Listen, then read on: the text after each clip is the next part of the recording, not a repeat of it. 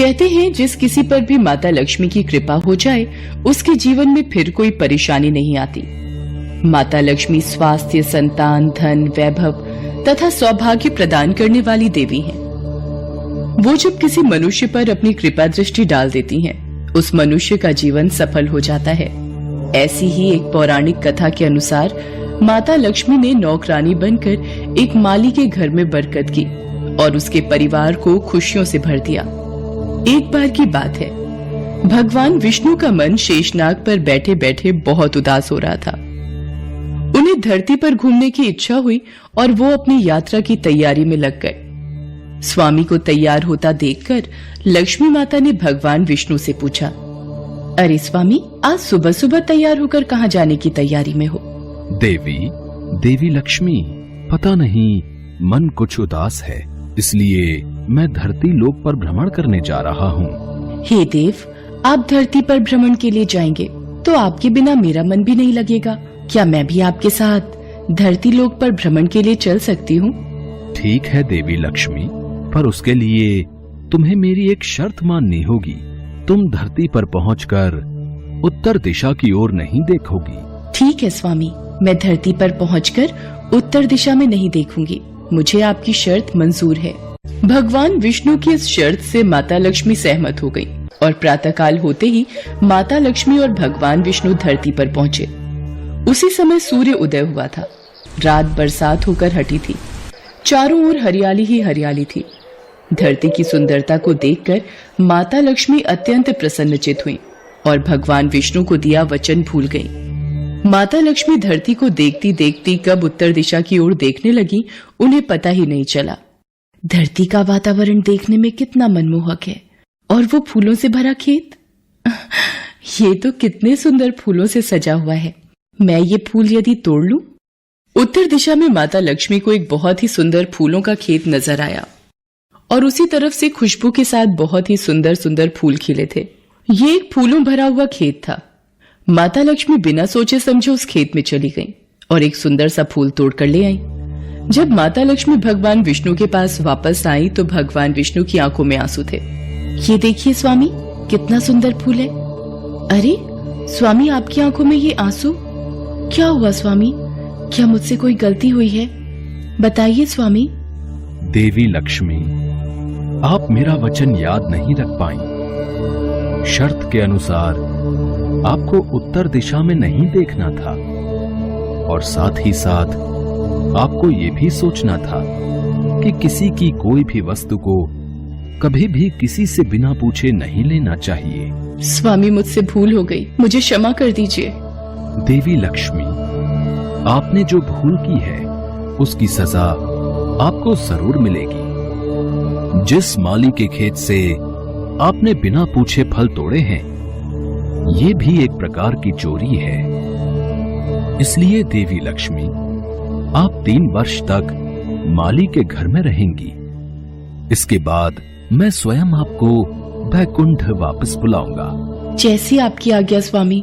माता लक्ष्मी ने चुपचाप सिर झुकाकर वचन स्वीकार किया और भगवान विष्णु वैकुंठ लौट गए। माता लक्ष्मी ने एक गरीब लड़की का रूप धारण कर लिया। खेत के मालिक का नाम माधव था। माधव की पत्नी 2 बेटे और 3 बेटियां थीं। सभी उस छोटे से खेत पे काम करके किसी तरह से गुजारा करते थे। खेत के पास ही माधव की झोपड़ी थी। माता लक्ष्मी माधव की झोपड़ी पर जाती हैं। माधव लड़की को देखकर पूछता है, तुम कौन हो और इस समय तुम्हें क्या चाहिए? मैं तुम्हारी क्या मदद कर सकता हूँ? मेरा नाम लक्ष्मी है। मैं एक गरीब लड़की हूँ। मेरी देखभाल करने वाला कोई नहीं। मैंने कई दिनों से कुछ भी नहीं खाया। मुझे कोई भी काम दे दो और मैं तुम्हारे घर का काम भी कर दिया करूंगी। बस मुझे अपने घर में एक कोने में आसरा दे दो। माधव बहुत ही अच्छे दिल का आदमी था। उसे लड़की पर दया आ गई। वो लड़की से बोला, देखो बिटिया, मैं तो बहुत ही गरीब माली हूँ। मेरी कमाई से मेरे घर का खर्च बड़ी मुश्किल से चलता है। लेकिन अगर मेरी 3 की जगह 4 बेटियां होती तो भी मैंने ही गुजारा करना था। जैसा रूखा सूखा हम खाते हैं वही खिला सकता हूं। यदि तुम मेरे यहां यही रूखा सूखा खाकर खुश रह सकती हो तो अंदर आ जाओ। आपने मुझे अपनी झोपड़ी में शरण दी। आपका बहुत बहुत शुक्रिया। माता लक्ष्मी 3 साल माधव के घर पर नौकरानी बनकर रही। जिस दिन माता लक्ष्मी माधव के घर आई थी, उसी दिन से ही माधव को इतनी आमदनी हुई कि उसने एक गाय खरीद ली। अजी, ये नई गाय खरीद लाए, ये तो बहुत अच्छा हुआ। आज तुम्हारी आमदनी बहुत अच्छी हुई। सरला, सब माता लक्ष्मी की दया है। माधव, मैंने कोई चमत्कार नहीं किया। ये सब तुम्हारे दयालु स्वभाव का ही फल है जो आज तुम्हें प्राप्त हुआ है। तुमने तो मुझे एक गरीब लड़की समझकर अपने घर में शरण दी है। धीरे धीरे माधव की आमदनी अच्छी हो गई। उसने जमीनें खरीद ली और फिर एक बड़ा पक्का घर भी बनवा लिया। सारी सुख समृद्धि, गहने, कपड़े, जेवर, सब कुछ अब माधव और उसके परिवार के पास था। लक्ष्मी माधव के घर और खेत में काम करती रहती थी। एक दिन माधव ने सोचा, मुझे ये सब इस लड़की लक्ष्मी के आने के बाद मिला है।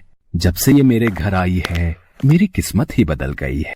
माधव लक्ष्मी के बारे में सोच में ही था कि एक दिन जब वो अपने खेत से काम खत्म करके घर आया तो अपने घर के सामने द्वार पर एक देवी स्वरूप गहनों से सजी एक लड़की को देखकर हैरान रह गया।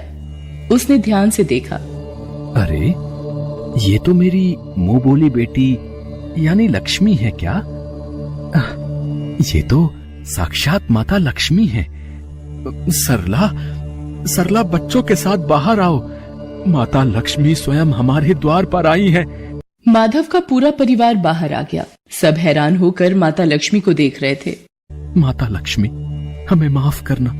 हमने अनजाने में आपसे अपने घर और खेत का काम करवाया। माता, हम आपको पहचान नहीं पाए।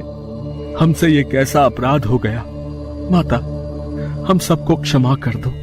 माधव, तुम बहुत ही नेक दिल और दयालु व्यक्ति हो। तुमने मुझे आश्रय दिया, 3 साल तक अपनी बेटी की तरह रखा। इसके बदले मैं तुम्हें वरदान देती हूँ कि तुम्हारे पास कभी भी खुशियों की और धन की कमी नहीं रहेगी। तुम्हें सारे सुख मिलेंगे जिसके तुम हकदार हो। माधव को और उसके परिवार को आशीर्वाद देकर माता लक्ष्मी अपने स्वामी भगवान विष्णु के द्वारा भेजे रथ में बैठकर बैकुंठ चली जाती हैं। माधव और उसका परिवार हाथ जोड़कर माता लक्ष्मी का गुणगान करता है।